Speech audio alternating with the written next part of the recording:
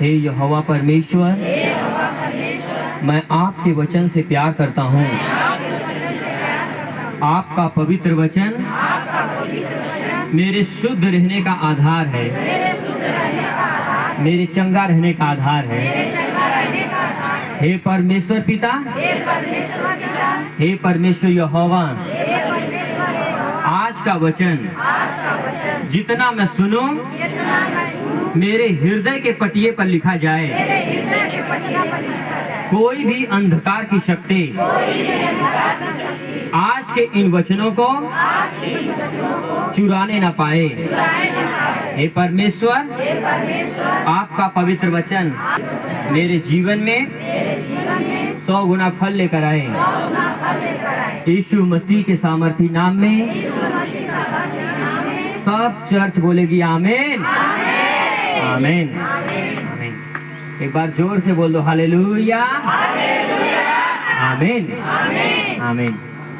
अपने पड़ोसी का हाथ पकड़ो, एक दूसरे का हाथ पकड़ के बोलो, बोलो आप आज आए नहीं हैं, प्रभु ने आपको बुलाया है। आज आप परमेश्वर के भवन से खाली हाथ नहीं जाएंगे। परमेश्वर आपको अपने पास बुलाया है अपनी बड़ी आशीष देने के लिए। क्या तुम विश्वास करते हो? अपने पड़ोसी से पूछो, क्या तुम विश्वास करते हो? अगर विश्वास करते हो तो आज इस प्रार्थना से आप खाली हाथ नहीं जाने वाले। प्रभु आपको आशीषित करेंगे। जब प्रभु का वचन चले सोना नहीं है। पड़ोसी को एक बार और बोल दो, उसको बोलो सोना नहीं है, मेरे साथ बातें नहीं करना है। आमीन, आमीन, हालेलुया, आमीन। आइए सब लोग अपनी बाइबल को पढ़ें।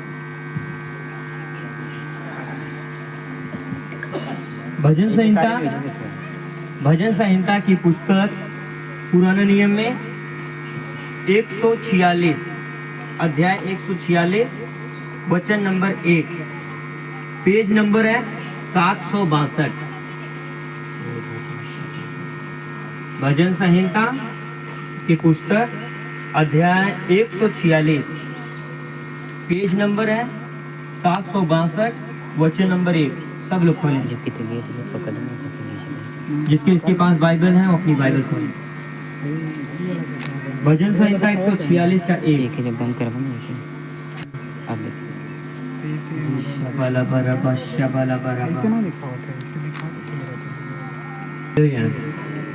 आमीन। प्रभु आपको आशीष दें, आमीन। सभी लोगों को मिल गया? हाँ हाँ, ध्यान करता परमेश्वर की स्तुति, आमीन। चलो मिल पढ़ो।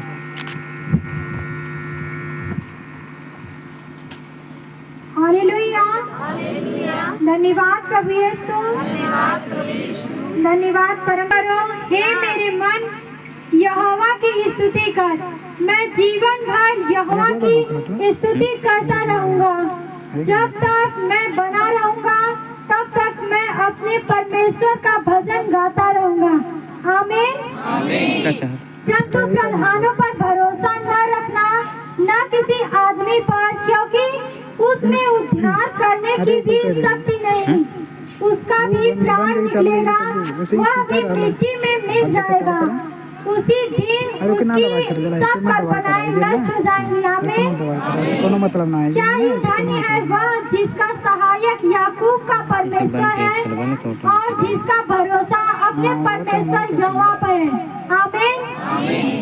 वह आकाश और पृथ्वी और समुद्र और उनमें जो कुछ है सबका करता है, और वह अपना वचन सदा के लिए पूरा करता रहेगा, आमीन। वह पीछे हुओं का न्याय चुकाता है और भूखों को रोटी देता है। वह यहोवा बंदियों को छुड़ाता है, यहोवा अंधों की आंखें देता है, यहोवा झुके हुए को सीधा खड़ा करता है, यहोवा धर्मियों से प्रेम, यहोवा पदार्थों और विधवाओं को तो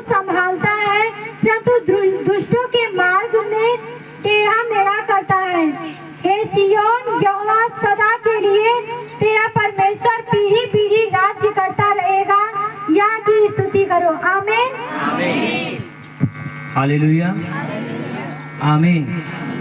बोलो यीशु मसीह की, बोलो राजाओं के राजा की, बोलो प्रभुओं की, आमीन, आमीन। आज का ये परमेश्वर का वचन था। प्रभु के वचन को पढ़े जाने से, सुने जाने से हम सब लोगों के ऊपर आशीष उतरे। आमीन, आमीन। बोलो हालेलुया, आमीन। लिखा है, यह की स्तुति करो हे मेरे मन, यहोवा की स्तुति कर। मैं जीवन भर यहोवा की स्तुति करूंगा। जब तक मैं बना रहूंगा तब तक मैं अपने परमेश्वर का भजन गाता रहूंगा। आमीन, हालेलुया। परमेश्वर के महान दास दाऊद राजा इस प्रकार कहते हैं, मैं जब तक बना रहूंगा, मैं जब तक हूँ, मेरी सांसें जब तक चल रही हैं, तब तक मैं अपने यहोवा परमेश्वर की स्तुति करता रहूंगा, उसकी महिमा करता रहूंगा। आमीन।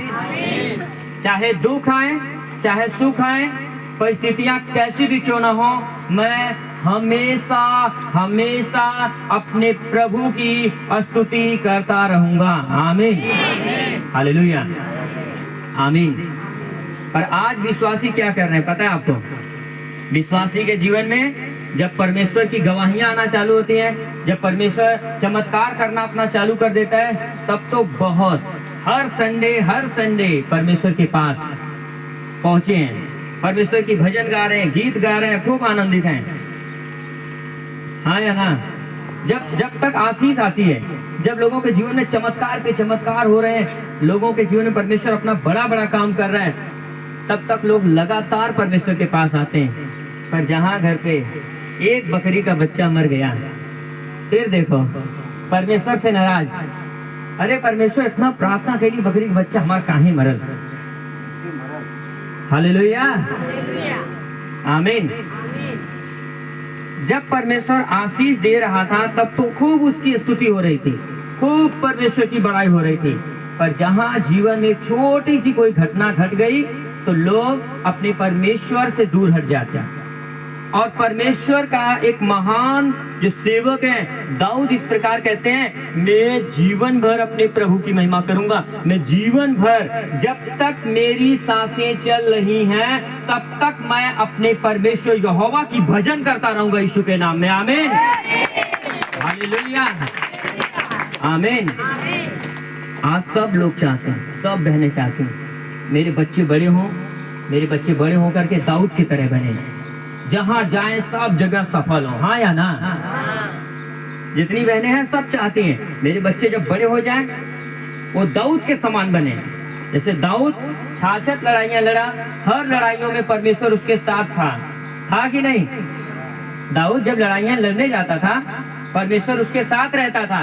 और आज लोग चाहते हैं हमारे बच्चे भी इसी प्रकार से बने, दाऊद के तरह बने, और जहां जाए, जिस क्षेत्र में जाए, हर जगह सफल हो। हालेलुया। पर अब दाऊद को देखो, दाऊद का चरित्र कैसा है। दाऊद कहता है, मेरे जीवन में कोई भी परिस्थिति आ जाए, शैतान कितना भी बड़ा दुख लेकर आ जाए, कोई बात नहीं, मेरे घुटने टिकेंगे परमेश्वर के सामने, मैं दुआ करूंगा परमेश्वर से और उसकी स्तुति करता जाऊंगा। चाहे मैं कितना भी बीमारी में क्यों ना हूं, चाहे मैं कितनी भी परेशानी में क्यों ना हूं, मैं अपने यहोवा का ही धन्यवाद करूंगा, धन्यवाद करूंगा, धन्यवाद करूंगा यीशु मसीह के नाम में। आमीन, हालेलुया। मैंने सुना नहीं, पीछे वाले तेज आवाज में बोलो हालेलुया, आमीन, आमीन। अभी मैं अपनी गवाही बताऊंगा। हालेलुया।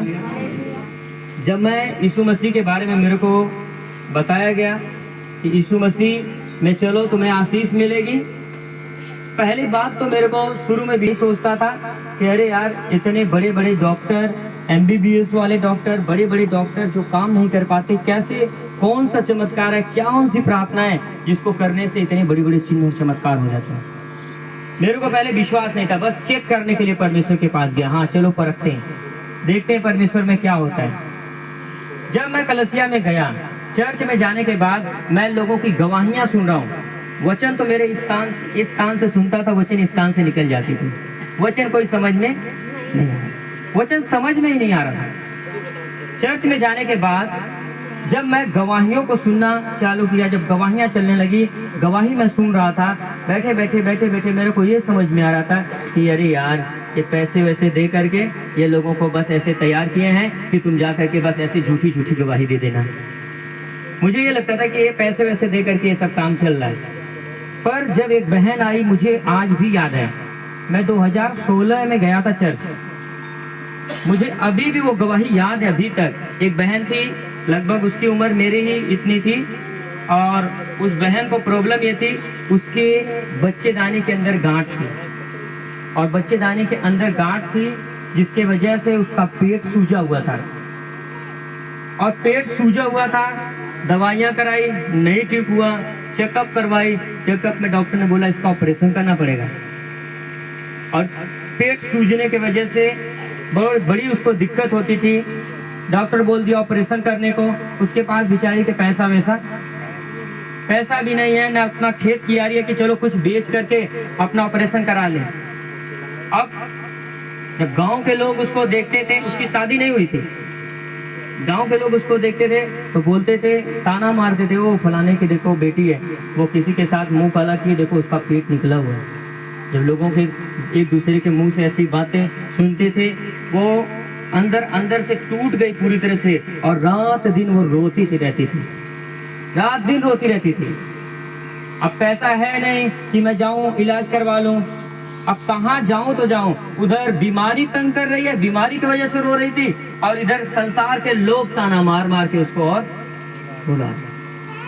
पूरी तरह से टूटी हुई बहन को जब शुभ समाचार मिला, उसको प्रभु यीशु मसीह के बारे में पता चला, वो यीशु मसीह के पास आई, और यीशु मसीह के पास आकर के उसने अपना जीवन प्रभु को दिया, और बता रही थी कि मैं रो के घुटने टेकी, और परमेश्वर यीशु मसीह को उद्धार करता स्वीकार करके मैंने कहा, हे परमेश्वर, मेरे पापों को क्षमा कर, मैंने जो भी गुनाह किए मुझे माफ कर और मुझे चंगा कर।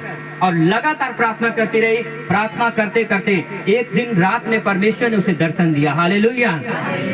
और परमेश्वर ने रात को उसको दर्शन दिया, और वो रात में सोते सोते क्या स्वप्न देख रही है, उसका पेट पूरी तरह से पचक चुका है।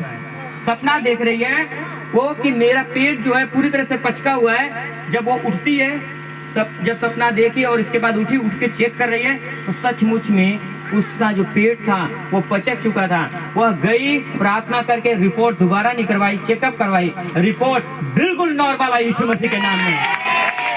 हालेलुया, आमीन। मैं जब वहाँ पे वो गवाही को सुन रहा था, मेरे को पहले तो विश्वास नहीं हुआ, पहली जब उसने रिपोर्ट दिखाया कि ये वो रिपोर्ट है जो बच्चेदानी के अंदर की गांठें थी। अब प्रार्थना के बाद मेरी ये दूसरी रिपोर्ट है जिसमें कोई भी गांठ नहीं है, बिल्कुल पूरी तरह से मेरी बच्चेदानी नॉर्मल है यीशु मसीह के नाम में। आमीन, हालेलुया।